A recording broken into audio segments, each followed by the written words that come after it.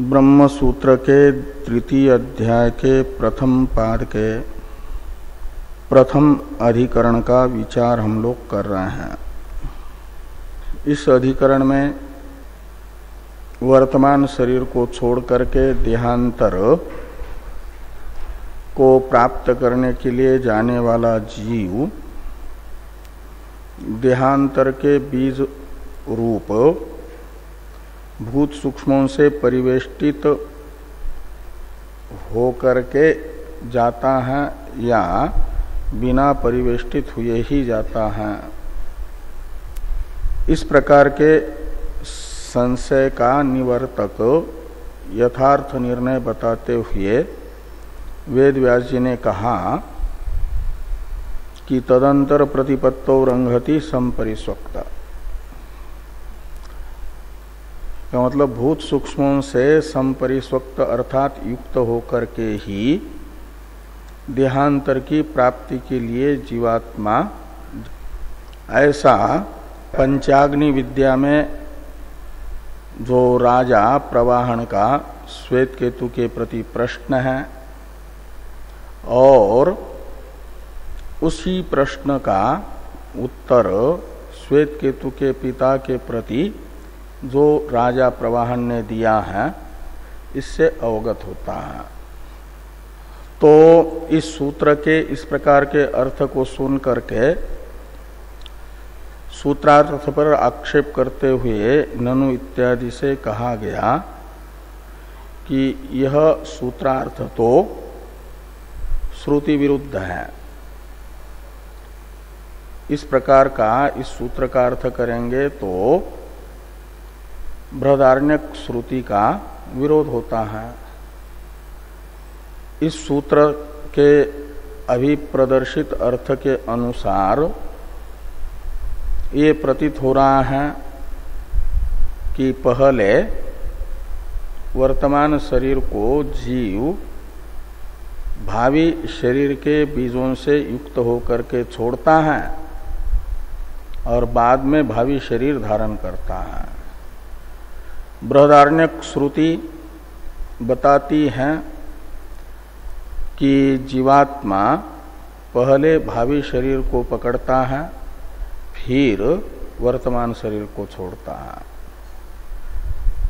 इस बात को समझाने के लिए तीर्ण जलायुका का दृष्टांत है। तो उस बृहदारण्यक श्रुति में तो बाद में वर्तमान शरीर को छोड़ना बताया गया, पहले भावी शरीर का ग्रहण बताया गया। और यहाँ वेद व्यास जी कह रहे हैं पहले इस शरीर को छोड़ता है फिर भावी शरीर धारण करता है। तो बृहदारण्यक विरुद्ध अर्थ ये प्रतीत हो रहा है सूत्रार्थ। इस प्रकार के आक्षेप का समाधान करते हुए वेद व्यास जी ने कहा कि भाष्यकार भगवान ने कहा कि तत्रापि अपरिवेष्टितस्यैव जीवस्य कर्मोपस्थापित प्रतिपत्तव्य देह विषय भावना दीर्घीभाव मात्रम जलायुकया उपमीयते। तो बृहदारण्यक श्रुति के साथ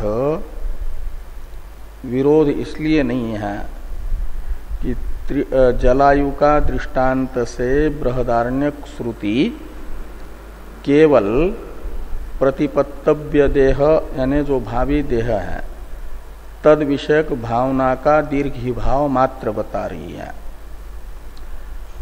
भावी देह विषयक भावना के दीर्घीभाव का स्वरूप है कि भावना में यानी वासना से भावी शरीर आलंबनत्व, भावी शरीर विषयत्व, इसी शरीर में रहते हुए ईश्वर के द्वारा संकल्पित जो भावी शरीर है उस भावी शरीर को वासना से जीवात्मा पहले अपनी अहंता का आलम्बन बनाता है। वो ईश्वर की कल्पना में बन गया है। लेकिन नाम रूप से अभी अभिव्यक्त नहीं हुआ है। एक प्रकार से आर्किटेक्ट जैसा किसी मकान का कागज पर पूरा नक्शा बना देता है, लेकिन उसमें रह थोड़ी सकते हैं, लेकिन ये देख सकते हैं कि हाँ इसमें पूजा घर रहेगा, यहाँ बेडरूम रहेगा, यहाँ किचन रहेगा, यहाँ बाथरूम रहेगा, ये सब बुद्धि में देख तो सकते हैं लेकिन रह नहीं सकते, उसका उपयोग नहीं कर सकते। ऐसे भगवान के द्वारा वो शरीर संकल्पित हुआ का मतलब आर्किटेक्ट ने नक्शा बना दिया, भावी शरीर का ढांचा बन गया खाली नक्शा में। और वो जीवात्मा उसी एक प्रकार से ईश्वर के संकल्प से संकल्पित जो भावी शरीर है उससे अपनी अहंता का आलम्बन बना देता है कि भावी रूप में मैं ऐसा रहूंगा, ऐसा उसे यहीं पर दिखता है। इतना मात्र जलायु का दृष्टांत से कहा जा रहा है। और ये जो श्रुति कह रही है पंचाग्नि विद्या में प्रश्न प्रतिवचनात्मिका श्रुति, और उस श्रुति के अनुसार तदंतर प्रतिपत्तो रंघति संपरिस्वक्त यह सूत्र वेद व्यास जी का वाक्य ये बता रहा है कि जैसा ईश्वर ने संकल्प से इसे बताया है शरीर, भावना का दीर्घी भाव इस शरीर को छोड़ते समय जैसा हुआ है वैसा ही नाम रूप से अभिव्यक्त होता है उस लोक में वो शरीर, और उसे व्यवहार योग्य मय के रूप में धारण करने के लिए यहाँ से छोड़ करके जाता है, बाद में उस शरीर को ग्रहण करता है, व्यवहार योग्य शरीर, जिससे वहाँ के सुख दुखों का अनुभव करता है। वो शरीर है नाम रूप से अभिव्यक्त व्यवहार योग्य शरीर, वो नक्शा मात्र नहीं है। उसमें धूप बारिश आदि से रक्षा करने की योग्यता जिस बने हुए मकान में होती है वैसा मकान वो भावी शरीर है, उसे ग्रहण करने के लिए जाता है। ये यहाँ पर बताया जा रहा, इस शरीर को छोड़ करके जाता है फिर ग्रहण करता है। इसलिए दोनों में कोई विरोध नहीं है। इस बात को तत्रापि अपरिवेष्टितस्यैव जीवस्य कर्मोपस्थापित प्रतिपत्तव्य देह विषय भावना दीर्घी भाव मात्रम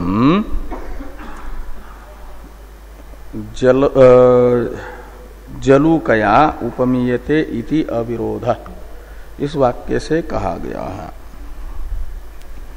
अब भाष्य का आगे वाला वाक्य देखिए,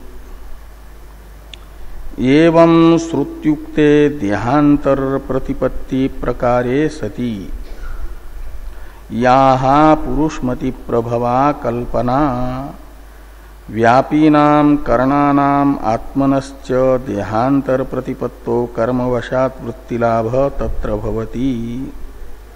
यहाँ से लेकर के सूत्र का भाष्य जहाँ पूरा हो रहा है वहाँ तक, इत्येवं आद्या सर्वा एव अनादर्तव्या श्रुति विरोधात्, ये एक वाक्य है। या पुरुषमति प्रभवा कल्पना इत्येवं आद्या सर्वा एव अनादर्तव्या, यहाँ तक एक वाक्य बनेगा, वैसा अन्वय होगा। है? हाँ, वो एक वाक्य है। तो इसका ये बताया जा रहा है कि एवं श्रुत्युक्ते देहांतर प्रतिपत्ति प्रकारे सती, देहांतर की प्राप्ति वर्तमान शरीर को छोड़ करके जीवात्मा को किस प्रकार होती है वह प्रकार हुआ श्रुत्युक्त प्रकार। एवं का अर्थ है तदंतर प्रतिपत्तो इत्यादि सूत्र से बताया गया प्रदर्शित प्रकार। ये श्रुतियुक्त देहांतर प्रतिपत्ति प्रकार है। ऐसा होने पर जो जिज्ञासु हैं उन्हें जो श्रुतियुक्त देहांतर प्रतिपत्ति प्रकार है उसी को यथार्थ देहांतर प्रतिपत्ति प्रकार के रूप में ग्रहण करना चाहिए। और देहांतर प्राप्ति के विषय में जो श्रुति को प्रमाण के रूप से स्वीकार न करके केवल अपनी बुद्धि के आधार पर देहांतर प्रतिपत्ति के प्रकार की कल्पनाएं अन्य अन्य विचारकों की हैं, उन सब कल्पनाओं का अनादर करना चाहिए। वे सब कल्पनाएं आदर योग्य नहीं है, स्वीकार योग्य नहीं है, अनुपादेय हैं। ऐसा क्यों? तो कहते हैं श्रुति विरोधात। श्रुति विरुद्ध प्रकार वो सब श्रुति के साथ निर्दोष प्रमाणभूता श्रुति के साथ विरोध रखने वाले होने के कारण उपादेय नहीं है। ये यहां पर बताया। थोड़ा टीकाकार पहले अन्वय बताते हैं।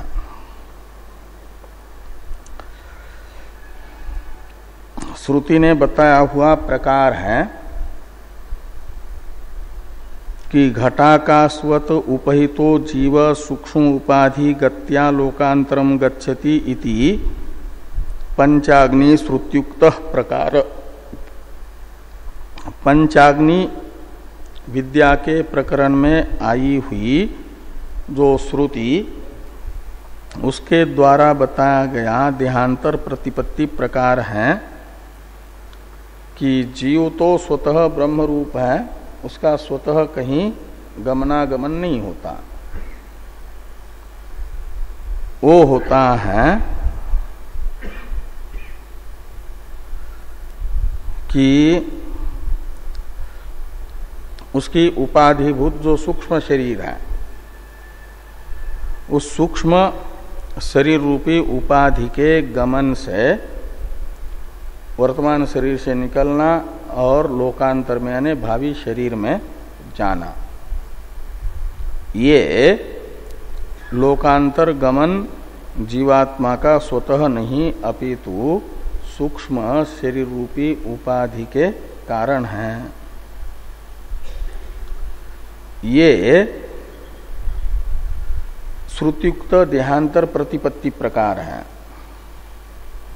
और इसे समझाने के लिए उदाहरण बताया, जैसे आकाश स्वतः कहीं आता जाता नहीं, किंतु आकाश की उपाधिभूत घट यदि जाता है तो माना जाता घट से घिरा हुआ जो अवकाश है वह भी गया, ऐसा माना जाता है। तो घटाकाशवत उपहितो जीव, तो सूक्ष्म शरीर से उपहित जीव चैतन्य वह भी जाता है उपाधि के जाने से, उसका गमन माना जाता है। जैसे घट रूपी उपाधि के गमन से घटाकाश का गमन माना जाता है। इति पंचाग्नि श्रुत्युक्त प्रकार, और श्रुति विरोधात अंत में जो है ना, और उस श्रुतियुक्त प्रकार के साथ विरोध होने से आगे कह रहे हैं तद विरोधात अन्याः कल्पना सर्वा अनादर्तव्या, सब कल्पनाओं का अनादर करना चाहिए इस श्रुति के साथ विरोध होने से।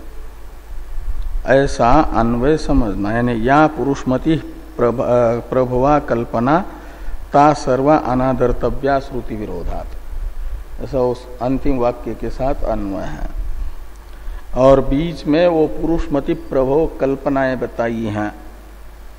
तो पहले पुरुषमति प्रभो कल्पनाओं में जिनको अनादर्तव्य बताया है, सांख्यों की कल्पना बताते हैं भाष्यकार भगवान देहांतर प्रतिपत्ति विषयक व्यापी नाम इत्यादि से। इसका अवतरण है टीका में, सांख्य कल्पनाम आह व्यापी नाम इति। सांख्यों की कल्पना को पहले भाष्यकार भगवान बताते हैं, व्यापी नाम करणानाम इत्यादि से। तो व्यापी नाम करणानाम आत्मनश्च देहांतर प्रतिपत्तो कर्मवशात वृत्तिलाभ तत्र भवति। कहते हैं सांख्यों के मत में इंद्रिया भी व्यापक है और आत्मा भी व्यापक है, और इसलिए व्यापक होने से आकाश का जैसे कहीं गमन नहीं होता, वो सर्वत्र है। ऐसे भावी शरीर जहाँ स्वर्ग आदि में है वहाँ पर भी व्यापक होने से आत्मा है और इंद्रिया भी है, करण भी व्यापक है। और ऐसे व्यापक इंद्रियों को और आत्मा को केवल देहांतर की प्राप्ति में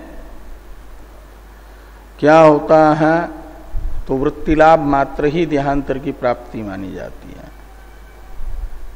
कर्म के निमित्त से, प्रारब्ध के निमित्त से खाली पूर्व शरीर में से वृत्ति लाभ समाप्त होता है और भावी शरीर में वृत्ति लाभ होता है।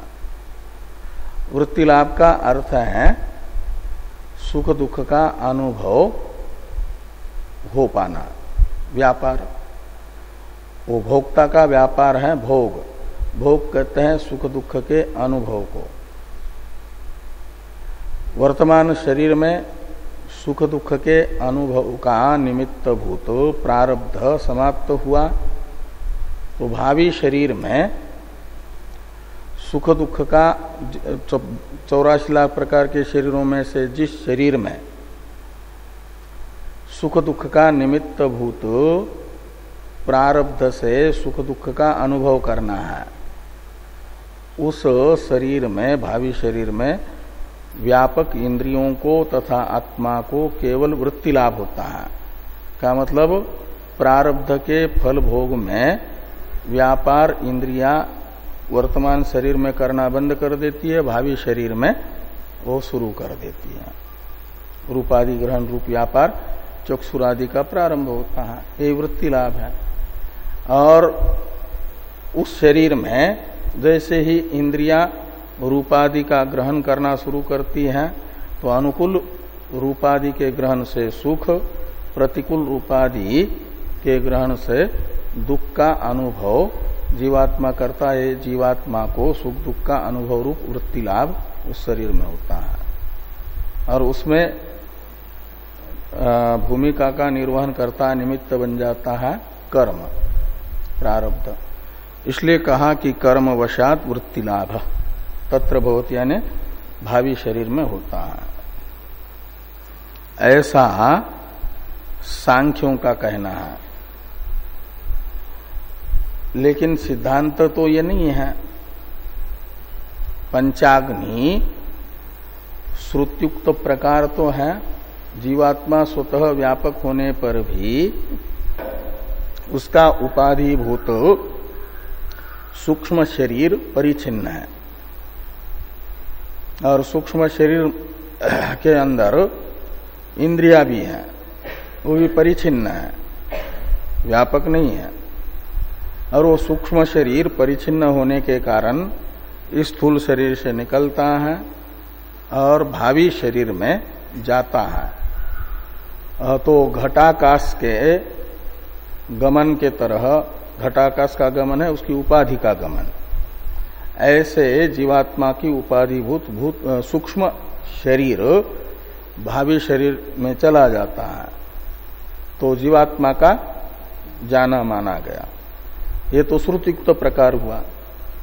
और यहां तो इंद्रियों का भी गमन नहीं माना जा रहा है उपाधि का। उपाधि को भी व्यापक कहते हैं, आत्मा को भी व्यापक कहते हैं सांख्य। तो दोनों का भी गमन नहीं हो रहा है, केवल वृत्ति लाभ हो रहा है। ये सांख्यों का स्वयं की धी से बताया गया देहांतर प्रतिपत्ति प्रकार है। ये जिज्ञासु के लिए अनुपादेय है।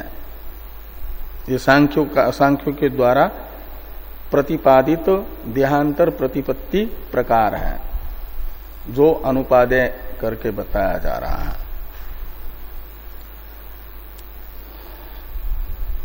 बौद्धों का देहांतर प्रतिपत्ति प्रकार बताया जा रहा है केवल से इत्यादि से। इसका अवतरण है टीका में, सुगत कल्पनाम आह केवलस्य इति। सुगत कहते हैं बौद्धों को, और उनकी देहांतर प्रतिपत्ति की कल्पना को बता रहे हैं। केवलस्यैव आत्मनो वृत्तिलाभ तत्र भवति, इंद्रियाणि तु देहवत अभिनवानि एव तत्र तत्र भोगस्थाने उत्पद्यन्ते। ये हैं बौद्धों का देहांतर प्रतिपत्ति प्रकार।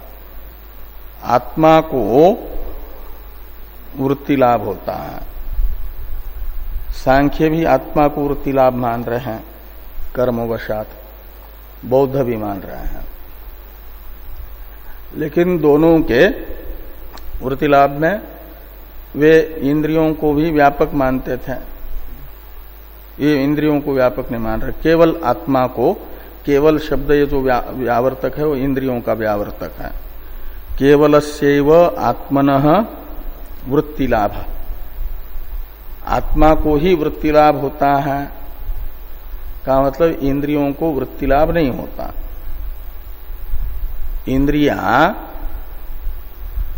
नई उत्पन्न होती, जैसे शरीर नया उत्पन्न होता है तो उनके यहां इंद्रिय एक प्रकार से तत्व नहीं है। इसी कल्प में जो कई बार उत्पन्न होता है, नष्ट होता है, उसे तत्व नहीं कहते हैं। एक बार उत्पन्न हुआ प्रारंभ में और प्राकृत प्रलय तक जो रहता है उसे तत्व कहते हैं। वेदांत में इंद्रिया तत्व है। तत्व है का मतलब प्रारंभ में कल्प के उत्पन्न होती है और फिर प्राकृत प्रलय तक वही इंद्रिया रहती है। जीवात्मा के साथ हमेशा वही इंद्रिया जाती हैं, इसलिए तत्व है। लेकिन सुगत के यहां ये तत्व नहीं है, इसलिए कहते हैं कि इंद्रियाणि तु देहवत अभिनवानि एव तत्र तत्र भोगस्थाने उत्पद्यन्ते। जिस जिस लोक में शरीर प्राप्त होना है जीव को, वहां जीव को वृत्ति लाभ होगा और देह जैसे उस लोक में नया उत्पन्न होता है ऐसी इंद्रिया भी नई उत्पन्न होती जाएगी। ये बौद्धों की कल्पना है। भाष्यकार भगवान कहते हैं ये भी श्रुति विरुद्ध होने से अनुपादेय है। इसके विषय में थोड़ी टीका है, टीका को देखिए। सुगत के यहां आत्मा का स्वरूप है निर्विकल्पक ज्ञान संतान रूपस्य आत्मनो। बौद्धों के यहां अहम प्रत्यय ही आत्मा है और क्षणिक है। सर्वम क्षणिकम के अनुसार आत्मा भी क्षणिक है। दो प्रकार का प्रत्यय होता है, एक आलय विज्ञान, दूसरा प्रवृत्ति विज्ञान। आलय विज्ञान कहते हैं अहम अहम इत्याकारक प्रत्यय को, ज्ञान को, वो है आत्मा। वो स्वयं क्षणिक है, लेकिन इसकी धारा चलती रहती है और ये अविच्छिन्न धारा बनी रहती है। और प्रवृत्ति विज्ञान के साथ जो आलय विज्ञान है उसे कहा जाता है सविकल्पक आलय विज्ञान। और केवल अहम अहम इत्याकारक जो प्रत्यय है उसे कहा जाता है निर्विकल्पक आलय विज्ञान। तो ये कहते हैं कि निर्विकल्पक ज्ञान संतान, निर्विकल्पक ज्ञान है केवल मैं इत्याकारक प्रत्यय की धारा, संतान का अर्थ है। और इस धारा, ये धारा ही, संतान ही आत्मा का रूप है, स्वरूप है। और ऐसे आत्मा को शरीरांतर में वृत्ति लाभ होता है। वृत्ति लाभ का स्वरूप क्या है? तो वृत्ति लाभ का स्वरूप है वो जब तक प्रारब्ध है तब तक इस शरीर में वो प्रवृत्ति विज्ञान से युक्त होकर के रहता है। और जैसे ही इस शरीर में निवास का निमित्त भूत प्रारब्ध कर्म समाप्त हुआ, तो भावी शरीर में आलय विज्ञान धारा रूप आत्मा को वृत्ति लाभ होगा। केवल आत्मा को वो वृत्ति लाभ होने का अर्थ है उस प्रवृत्ति विज्ञान से युक्त होगा भावी शरीर में। वो प्रवृत्ति विज्ञान से युक्त होना ही वृत्ति लाभ है। इसे कहा जा रहा है कि आत्मनो देहांतरे शब्दादि सविकल्पक ज्ञान आख्य वृत्ति लाभ। ये शब्दादि सविकल्पक ज्ञान ही प्रवृत्ति विज्ञान है। और इस प्रवृत्ति विज्ञान की प्राप्ति, प्रवृत्ति विज्ञान से युक्त हो जाना, अब यहां ये शब्दादि सविकल्पक ज्ञान होना बंद हो जाए और भावी शरीर में सविकल्पक ज्ञान होना शुरू हो जाए तो माना जाता है यहाँ का वृत्ति लाभ समाप्त, वहां का वृत्ति लाभ शुरू। यही वृत्ति लाभ है, सविकल्पक ज्ञान ही। ये केवलस्यैव आत्मनो वृत्ति लाभ तत्र भवति, इससे बताया। और इस सविकल्पक ज्ञान की साधनभूत जो इंद्रियां हैं वे तो जिस शरीर में सविकल्पक ज्ञान की प्राप्ति रूप वृत्ति लाभ हो रहा है, वो शरीर जैसे नया उत्पन्न हुआ ऐसे उस सविकल्पक ज्ञान की साधनभूता इंद्रियां भी नई नई उत्पन्न होती है। हाँ वो, हाँ, और दूसरी बात वो ये धारा को आत्मा मान रहे हैं। आलय विज्ञान की धारा आत्मा है और उनके यहाँ एक चेतन आत्मा है, प्रवाह रूप में, क्षणिक नहीं है, क्षणिक नहीं है। व्यापक तो उनके यहाँ भी है, इनके यहाँ भी है, तभी तो वृत्ति लाभ मान रहा है, लेकिन क्षणिक नहीं है। सांख्यों के यहाँ क्षणिक नहीं है आत्मा और बौद्धों का आत्मा क्षणिक है। हाँ, उनकी इंद्रिया भी व्यापक है, इनकी इंद्रिया तो नहीं उत्पन्न होती है। वैशेषिकों के मत में देहांतर प्राप्ति प्रकार बताया जा रहा है। कानाद कल्पनाम आह मन इति, टीकाकार ने वैशेषिकों के देहांतर प्रतिपत्ति प्रकार को बताने वाले भाष्य वाक्य का अवतरण लिखा, कानाद कल्पनाम आह। कानाद कहते वैशेषिकों को, तो वैशेषिकों की देहांतर प्रतिपत्ति प्रकार की विषय कल्पना को इस वाक्य से भाष्यकार भगवान बता रहे हैं। मन एव वा केवलम भोगस्थानम अभि प्रतिष्ठेत। तो मन एव वा केवलम भोगस्थानम अभि प्रतिष्ठेत। क्या? हाँ, अभिप्रतिष्ठित। तो वैशेषिकों का कथन है इनके यहां भी इंद्रियां उत्पन्न होती है, नहीं तत्व नहीं है। इसलिए जो मन है परमाणु रूप वो नित्य है, आत्मा व्यापक है। वैशेषिकों के यहां व्यापक होने से उसे वृत्ति लाभ होगा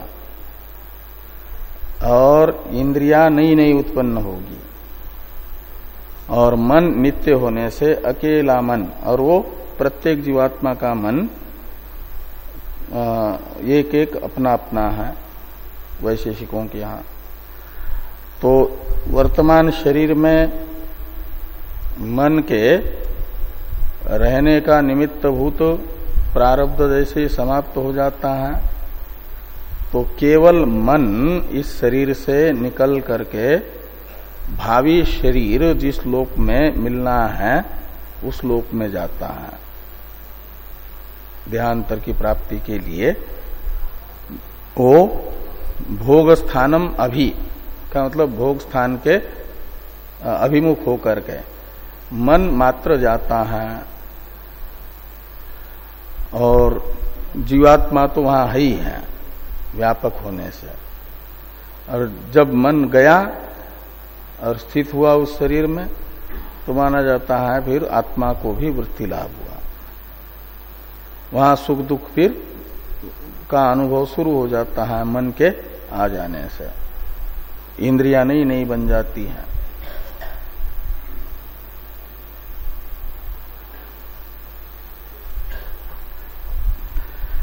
थोड़ी टीका है कि देहांतरम प्रति मनोमात्रम गच्छति इंद्रियाणि तु नूतनानि एव आरभ्यन्ते।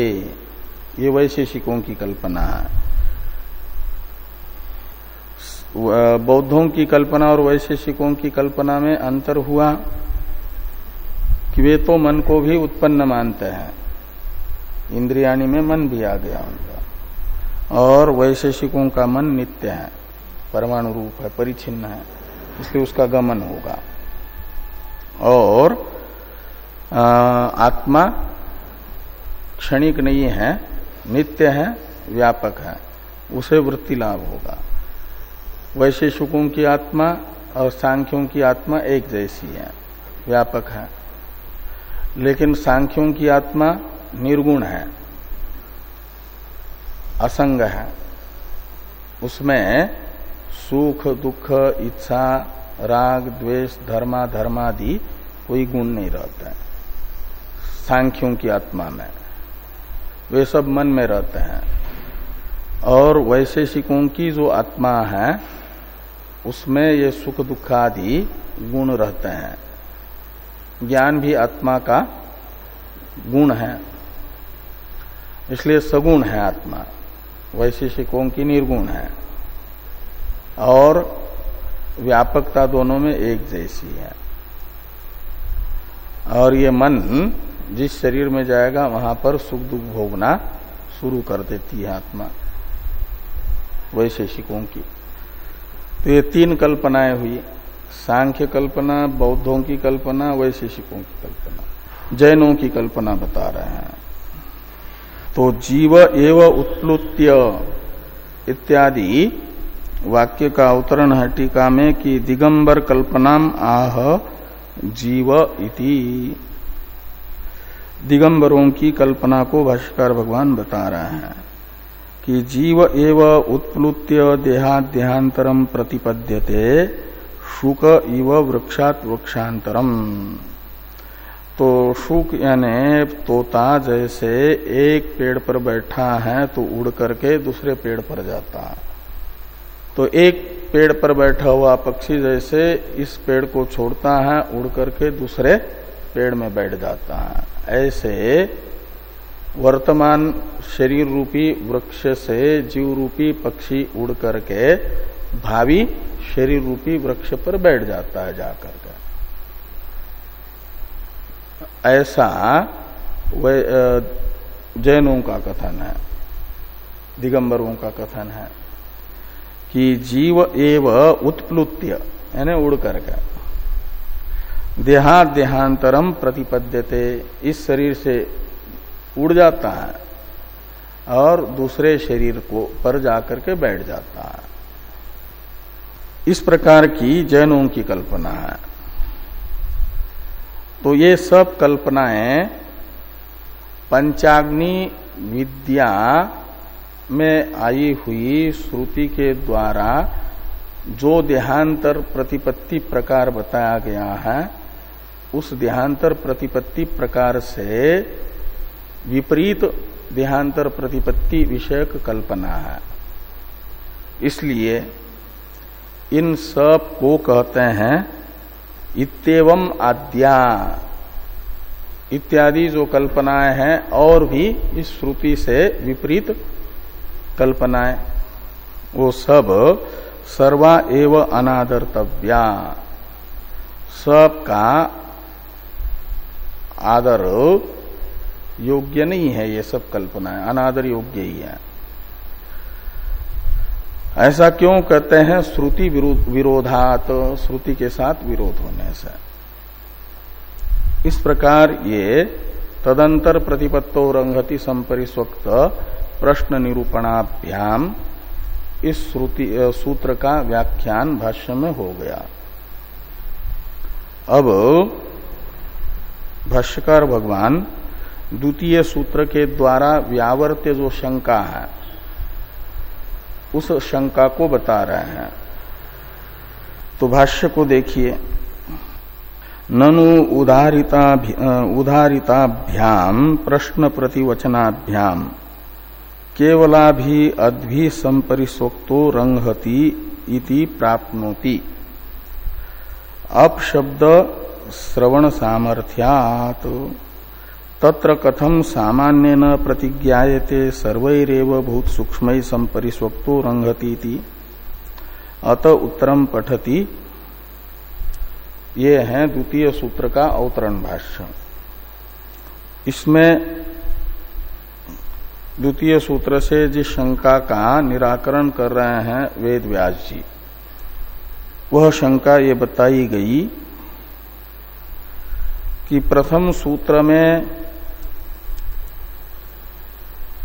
ये कहा गया, सिद्धांत की प्रतिज्ञा हुई कि भावी शरीर के बीज रूप भूत सूक्ष्मों से युक्त होकर के जीवात्मा भावी शरीर का ग्रहण करने के लिए जाता है।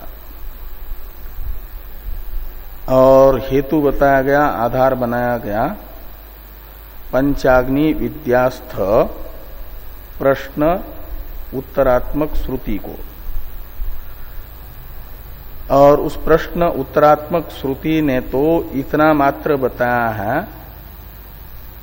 कि वहां आप शब्द का प्रयोग किया है। आप कहते हैं जल को,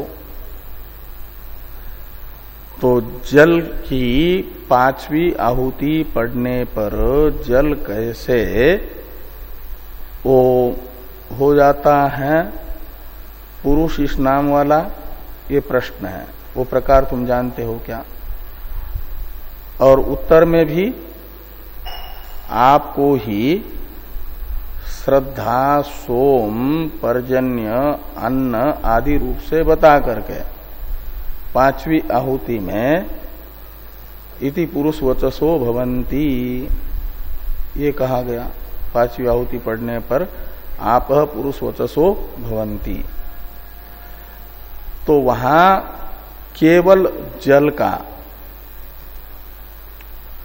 जल से परिवेष्टित होकर के जीवात्मा देहांतर की प्राप्ति के लिए जाता है, यह प्रतीत हो रहा है, न कि सभी स्थूल भूतों के सूक्ष्म अंशों से।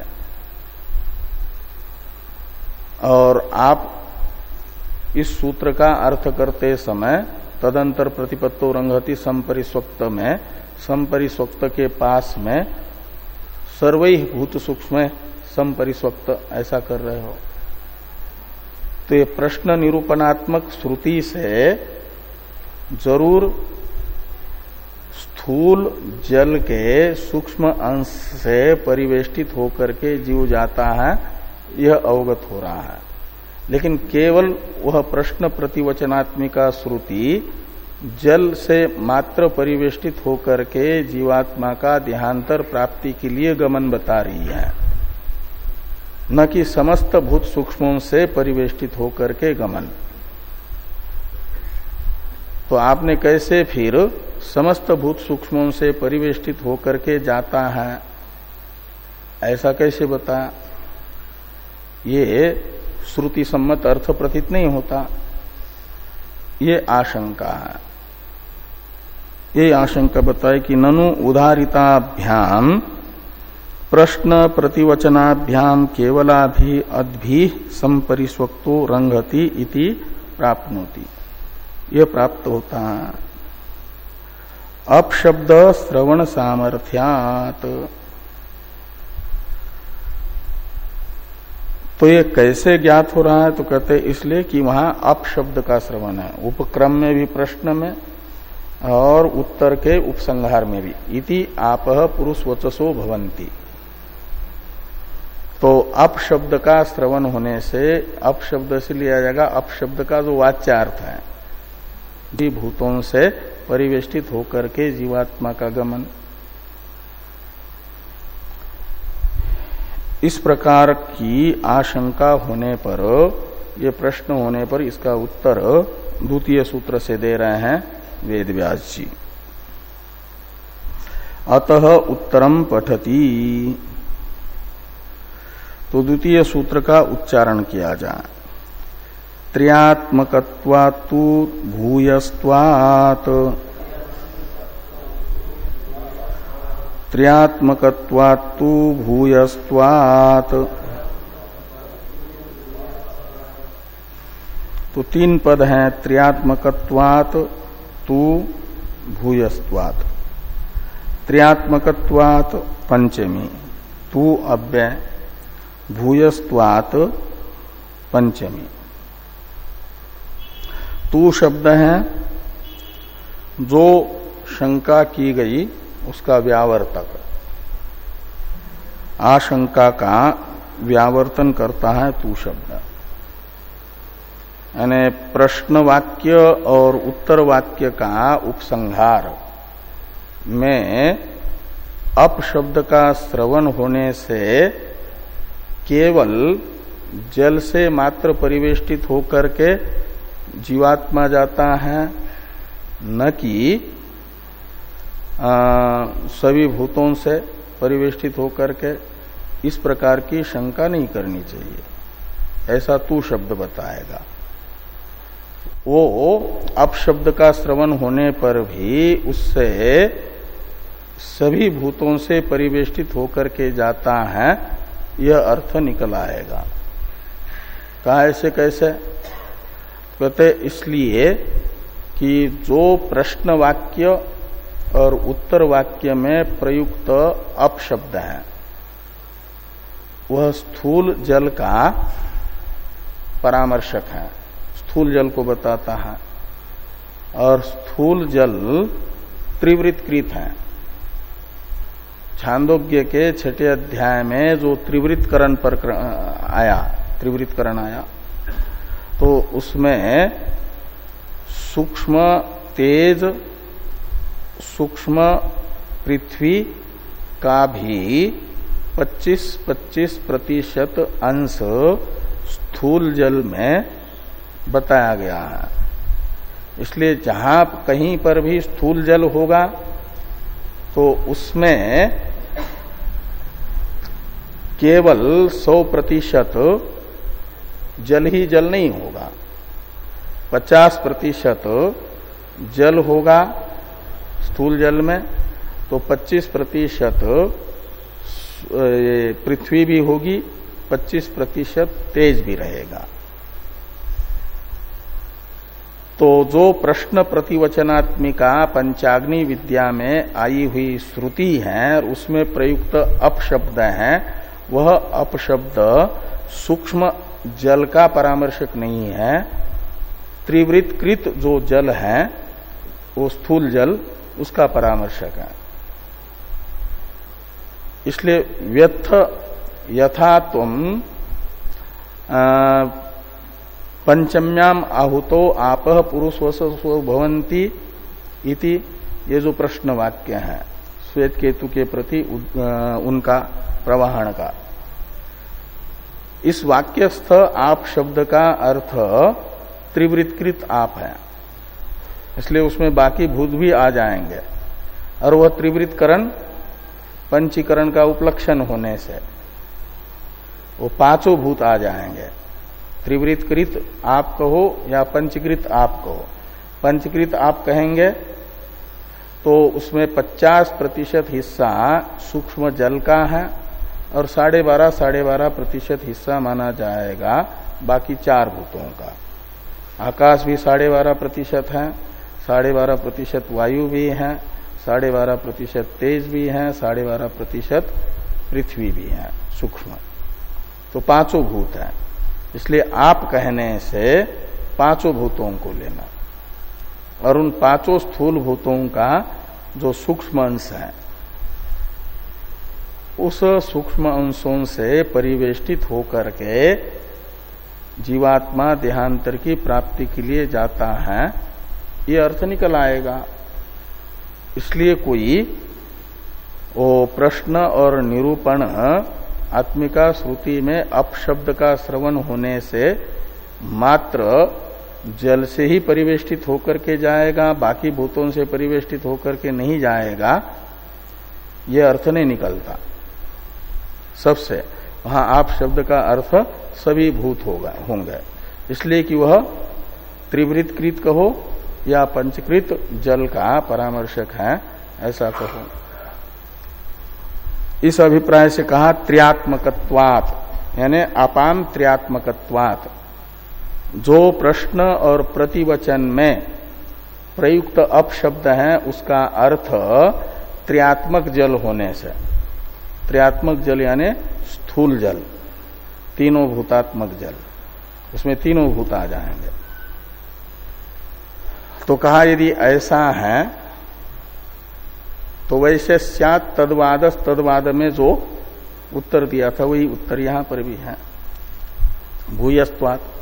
और कहा यदि सभी भूत हैं तो आप शब्द का ही प्रयोग क्यों किया, फिर अन्न का प्रयोग करते, आकाश का प्रयोग करते, तेज का प्रयोग करते हैं।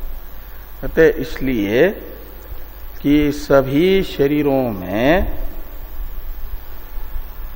भूतों की मात्रा यदि देखी जाए तो द्रव द्रव्य की मात्रा अधिक है।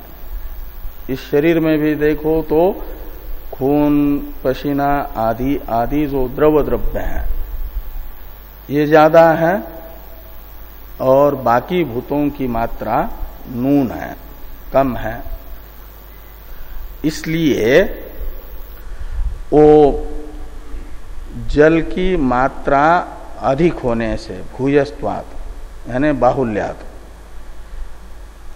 जो कार्य है स्थूल शरीर, इस स्थूल शरीर में द्रव द्रव्य रूप जल की मात्रा अधिक होने के कारण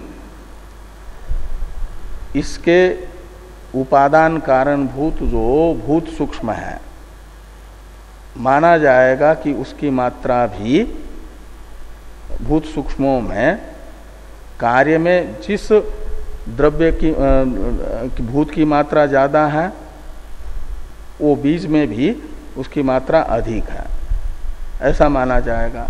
और उसको लेकर के, वो आधिक्य को लेकर के आपह शब्द का प्रयोग है। इस दृष्टि से यहां पर भूयस्त्वात् ये पद प्रयोग है। इस सूत्र की व्याख्या भाष्य में आ रही है, इस पर चर्चा हम लोग कल करेंगे।